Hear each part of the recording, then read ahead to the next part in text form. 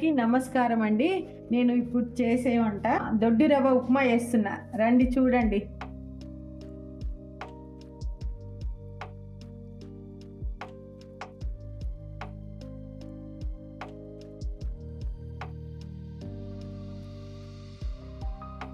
ఆవాలు, జీలకర్ర,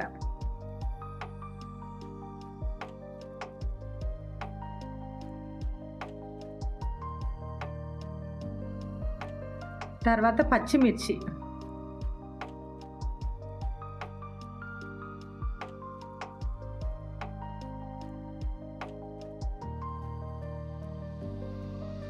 నాటు రవ్వ అండి,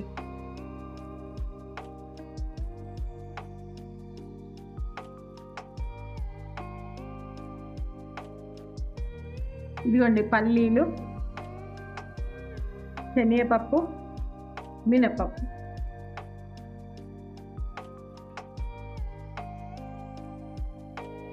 కొంచెం బ్రౌన్ కలర్ వచ్చినాక ఉల్లిగడ్డ వేసుకోవాలి.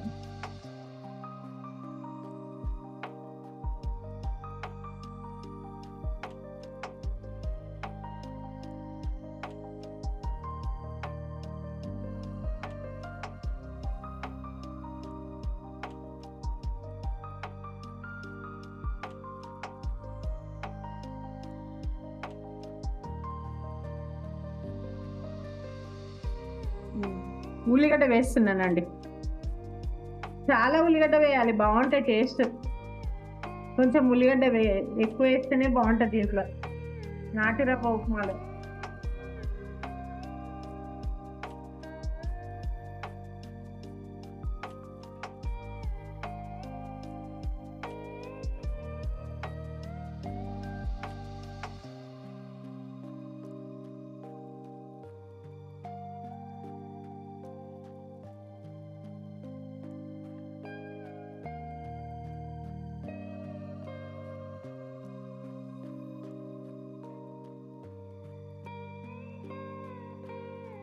అల్లం ముక్కలు వేస్తున్నానండి. అల్లం ముక్కలు ఇవి, కరివేపాకు,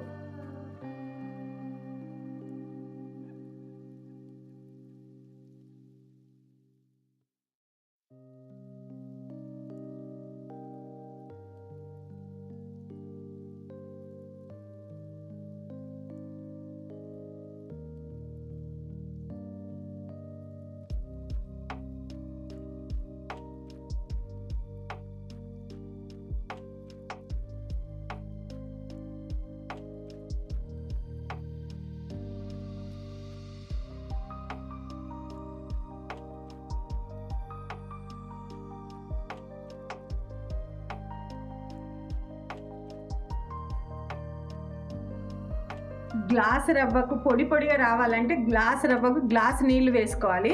కొంచెం మెత్తగా రావాలంటే 1.5 గ్లాస్ వాటర్ వేసుకోవాలి రవ్వకి. నేను 1.5 రవ్వ వేస్తున్నానండి. 1.5 రవ్వకి 1.5 నీళ్ళే వేస్తున్నా. చూడండి,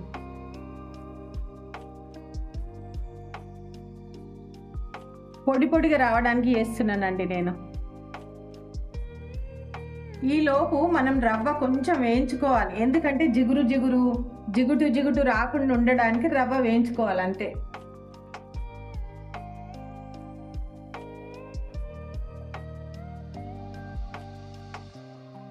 చాలా వేయించకూడదు, కొంచెం అంతే. వేడైనట్టు వేయించితే బాగుంటుంది.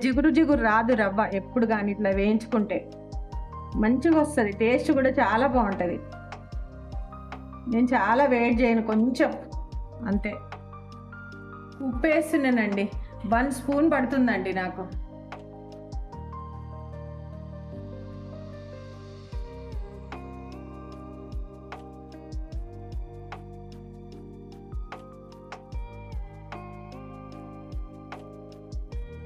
నేను రవ్వది స్టవ్ బంద్ చేస్తున్నానండి. కొంచెం వేడైతే సరిపోతుంది అంతే.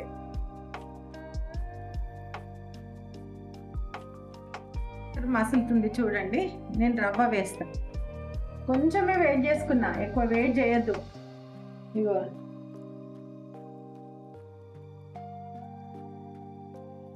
చూడండి.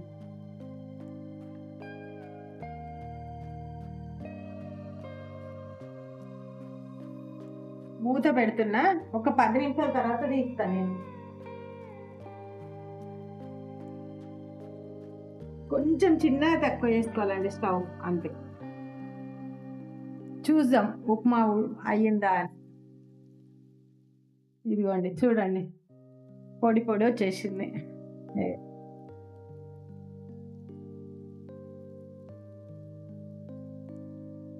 కొంచెం నెయ్యి వేస్తున్నాను చూడండి.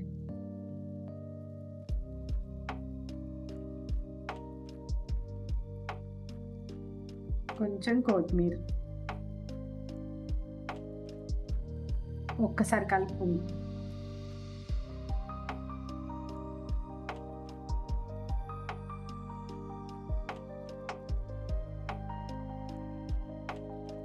అయిపోయిందండి.